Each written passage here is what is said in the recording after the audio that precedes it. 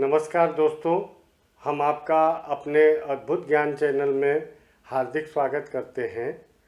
आज हम बहुत ही छोटी चीज़ों पे आपका ध्यान आकृष्ट करना चाहते हैं। यूँ तो बदलते हुए समय के अनुसार नया ज़मीन लेके मकान बनाने का प्रचलन धीरे धीरे कम होता जा रहा है। लोग फ्लैटों में ही निवास करने को प्राथमिकता दे रहे हैं, लेकिन फिर भी जिनको नई ज़मीन खरीदनी है, लेनी है, उनको क्या क्या चीज़ों का एक प्रारंभिक जानकारी होनी चाहिए, उस विषय में ये आज का वीडियो आपके सामने है। आप जिस स्थान में रह रहे हों, प्रायः दक्षिण दिशा की ओर आगे न बढ़ के अन्य किसी भी दिशाओं में नई जगह, नया ज़मीन लेने का प्रयास करें तो वो आपके लिए उत्तम होता है। ज़मीन को प्रथम दृष्टया जो देखने का क्रम है, उसको ये देखना चाहिए कि ज़मीन जो हम खरीदने जा रहे हैं किसी कॉलोनी में है या जो भी प्लाट है, उसके ठीक उसके सामने से रोड नहीं आनी चाहिए, जिससे टी एंगल बनता हो। वैसा प्लाट मकान निर्माण के लिए, रहने के लिए बहुत उपयुक्त नहीं होता है। इसके अलावा भूमि लंबाई गुणे चौड़ाई मतलब वर्गाकार हो, आयताकार हो, तो वो ज़मीन ज़्यादा बेहतर और शुभ मानी जाती है। निकास के भी क्रम में अगर उस प्लाट से या मकान निर्माण होने के बाद पूरब, उत्तर, पश्चिम अगर निकास हो तो वो अति उत्तम प्लाट और ज़मीन मानी जाती है। ज़मीन पे जब आप नज़र डालें तो वो देखें कि वो किस तरह की ज़मीन है।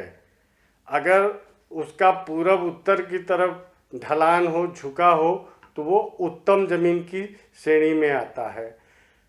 पश्चिम की तरफ ढलान हो तो वो लेने योग्य ज़मीन नहीं होती है। एक होता है कूर्म पृष्ठ। कूर्म पृष्ठ का मतलब कछुए के आकार में, बीच में उठा हो और चारों तरफ ढलान हो, वो भी ज़मीन रहने लेने योग्य नहीं होती है। इसी क्रम में जब हम आगे बढ़ते हैं तो कुंभाकार, जो कुंभ के आकार का हो, यानी बीच में गड्ढा हो और चारों तरफ की ज़मीन ऊंची हो, वो भी नहीं लेते हैं। उसके लिए ये बताया जाता है कि कुंभाकार जो भूमि होती है वो रोग को उत्पन्न करती है, और आग्नेय के तरफ अगर नीची ज़मीन हो तो वो भी उत्तम नहीं होती है, वो निश्चित रूप से रोग का घर हो जाता है। तो कहने का मतलब ये है कि ध्यान रखें, पूरब उत्तर की तरफ अगर ढलान हो और वो ज़मीन नीची हो तो वो खरीदने लायक या मकान बना के रहने लायक होती है।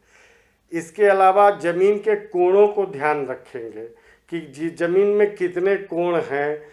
3 कोण हो तो वो ज़मीन रहने लायक नहीं है, 6 कोण हो तो भी वो ज़मीन रहने लायक नहीं है, अष्टकोण हो तो वो भी ज़मीन रहने लायक नहीं है।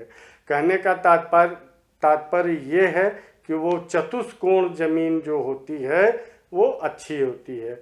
उसमें से भी उस ज़मीन का लंबाई और चौड़ाई पर अगर ध्यान देंगे तो बहुत पूरब और पश्चिम लंबी ज़मीन नहीं लेनी चाहिए, उसको सूर्य बेधी मानते हैं।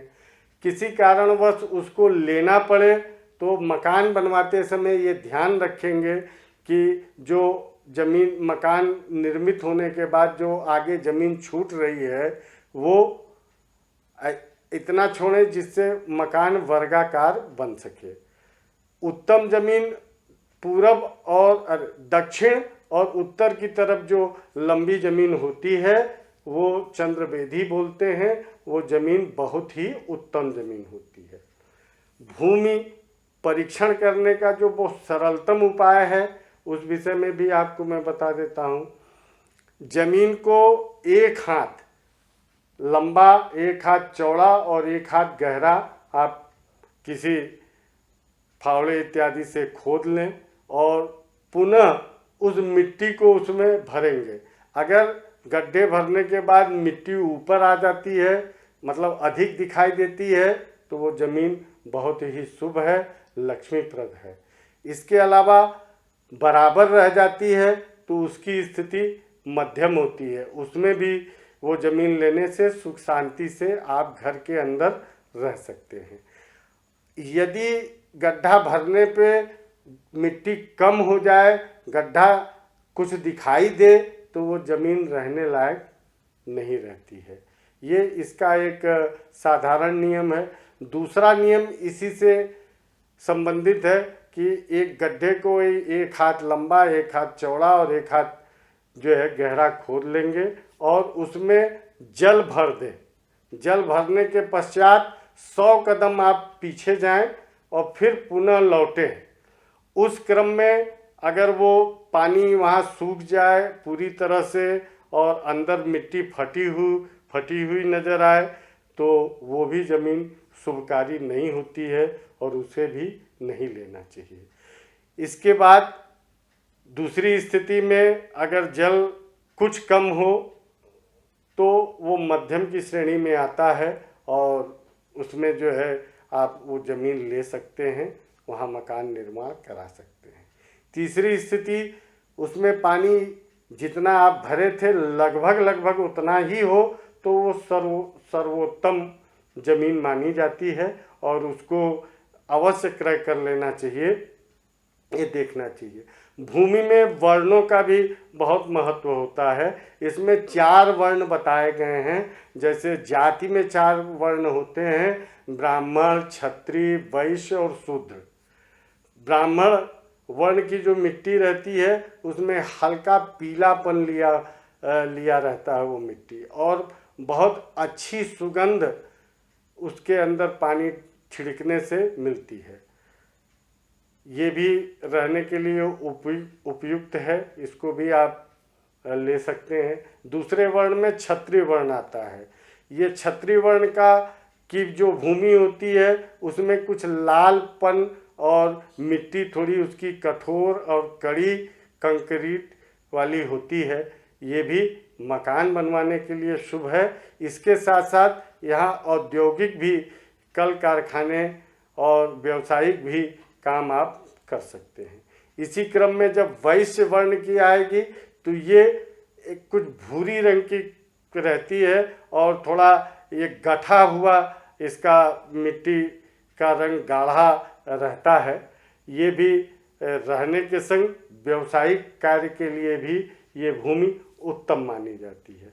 शूद्र वर्ण जो रहता है उसमें कालापन बहुत ज़्यादा रहता है, तो वो रहने के लिहाज से तो बहुत उत्तम नहीं है, लेकिन वहाँ पे व्यावसायिक गतिविधियाँ आप बना सकते हैं, कर सकते हैं, तो इसको ध्यान में लें। और गृहारंभ किस किस महीने में करें, इस विषय में हम आपको जानकारी दे रहे हैं।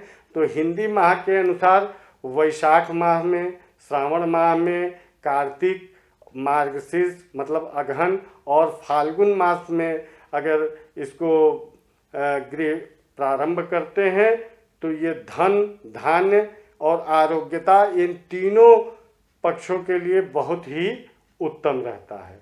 इसी क्रम में जब हम नींव इत्यादि के लिए भूमि अगर खोदते हैं उसमें ईंटें, पत्थर और ये सब निकले तो ये आयु के वृद्धि कारक होती है। अगर राख, कोयला, भूसा, हड्डी, कपास, लोहा निकले तो ये उत्तम नहीं मानते हैं, इसको रोग और दुख का कारक समझते हैं।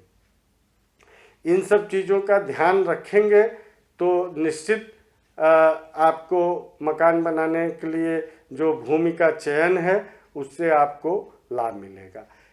ये भी ध्यान रखना चाहिए कि ज़मीन के कोण दक्षिण पूरब की ओर न बढ़े हों, वो ज़मीन अच्छा नहीं होता है। पश्चिम दक्षिण की तरफ पूरी आयात से कुछ बढ़े हों तो वो उत्तम मानते हैं। पूरब उत्तर की तरफ भी कुछ बढ़ा हो, निकला हो तो वो भी उत्तम मानते हैं, लेकिन पूरब और उत्तर और पश्चिम के तरफ बढ़ना उचित नहीं होता है। तो इन सब छोटी छोटी बातों का आप ध्यान रखेंगे। बाकी तो विस्तृत विषय है वास्तु का, इसमें हर क्षण हर पल और तमाम तरह के चीज़ों का विचार किया जाता है।